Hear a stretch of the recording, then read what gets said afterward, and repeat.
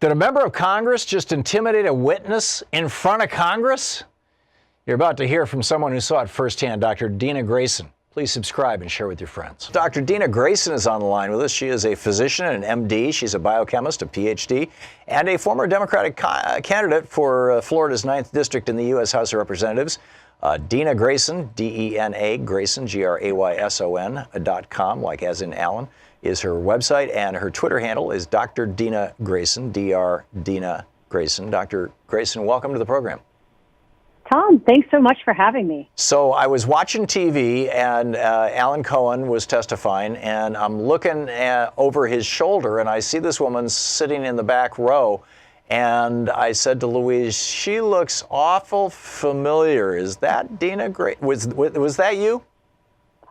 That was me, sitting right over Michael Cohen's left shoulder. Yeah.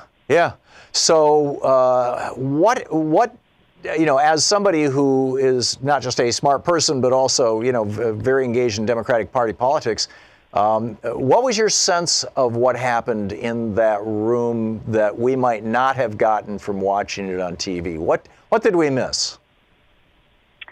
I think that one of the reasons I went to the hearing really was there were two main reasons. Number one is, just as you said, Thom, it's really different when you're in the room. You get the vibe. You can actually watch the lawmakers as they're questioning the witness, as well as I actually interacted with Mr. Cohen's entourage, including his attorney. But I also wanted to represent all of us in that room. I felt that this was a historic hearing. I think that there were moments that were truly poignant. I think that Mr. Cohen came across as extremely, credible and sincere. And there were parts where, I was sitting behind him and I could tell that he was weeping. And I could tell by the expressions on the lawmakers' faces that his testimony and certain aspects of it was moving to him.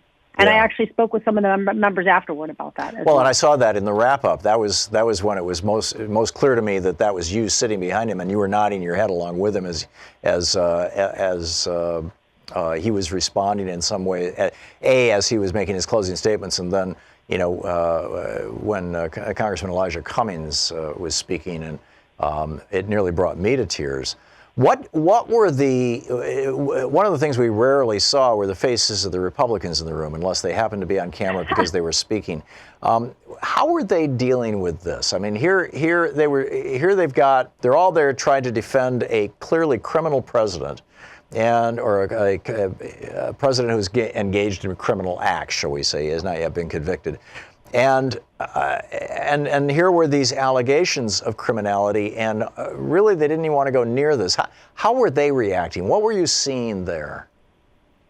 Well, with the exception of Justin Amash, and Justin Amash is a Republican who's kind of known for swimming upstream, so I give him a ton of credit for that. Yeah. With that one exception, what was really pathetic is that we have this hearing that literally is probably the most important hearing that any of these lawmakers have ever attended or participated in their entire careers. And the vast majority of them yielded back their time to the chair, meaning they just didn't even want to ask questions. I mean, that's just pathetic and ridiculous. So really what we saw was the complicit Republican Party. Delay, obfuscation, distraction, deflection. I mean, one guy was talking about MS-13 and infrastructure. Oh my God! Nothing to do with Michael Cohen. Right. I couldn't help but roll my eyes. I swear, I thought they were going to roll out of my head. So that was the typical Republican Party. But I think that speaks volumes, Thom, because they ain't got nothing. I mean, really. I mean, what they should have done was tried to discredit him, but they really struggled because guess what? Cohen brought receipts. He had receipts. Yeah. And because of his demeanor of being, he really was, and, a lot of criminal prosecutors have discussed this. He showed remorse. He accepted the responsibility for his crimes. I mean, he was part of the Trump crime family for a very long time. Yes. So he's a felon.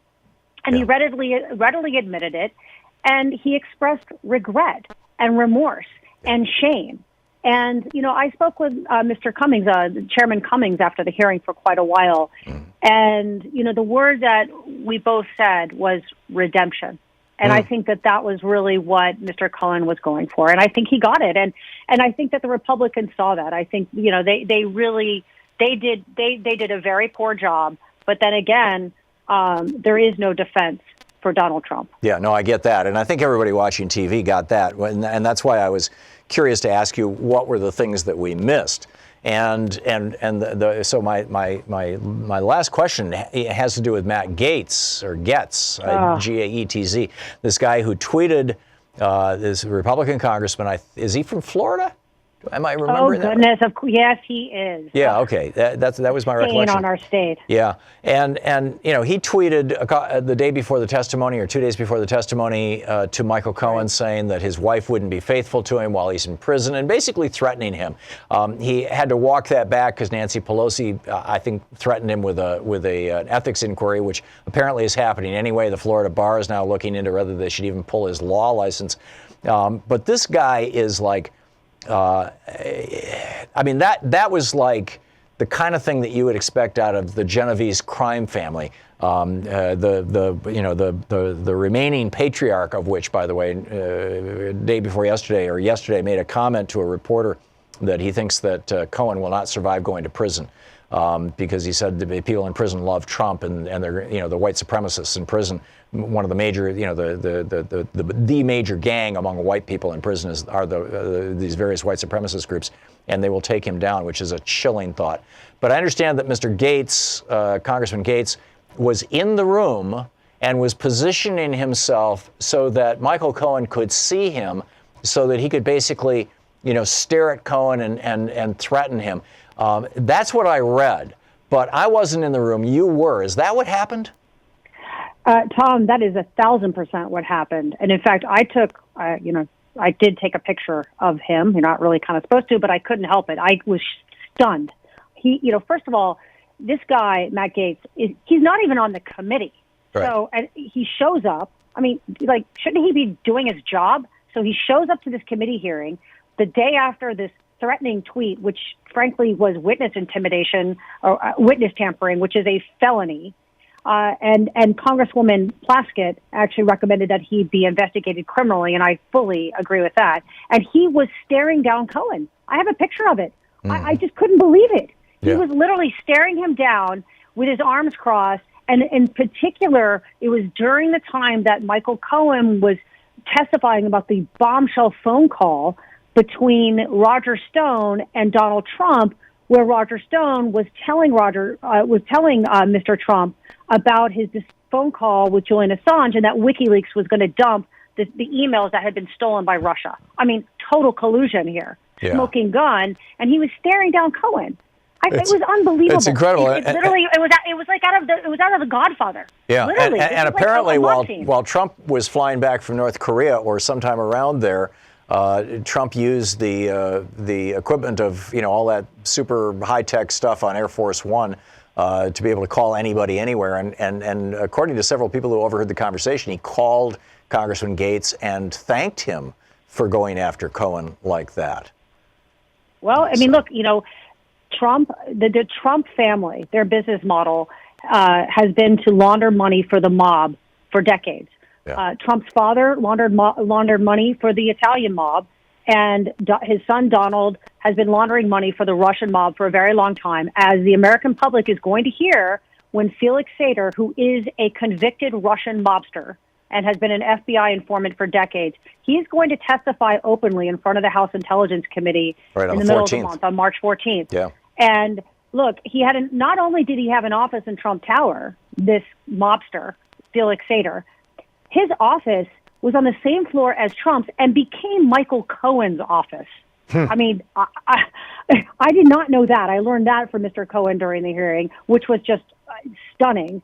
And, look, Felix Sater has been laundering money into the country for the Russian mob for a long time and laundering it through Trump properties. This is the business model. Yeah, it's amazing. Dr. Dina Grayson, her website, dinagrayson.com. You can tweet her at Dr. Dina Grayson, MD, PhD. Dr. Grayson, thanks for dropping by.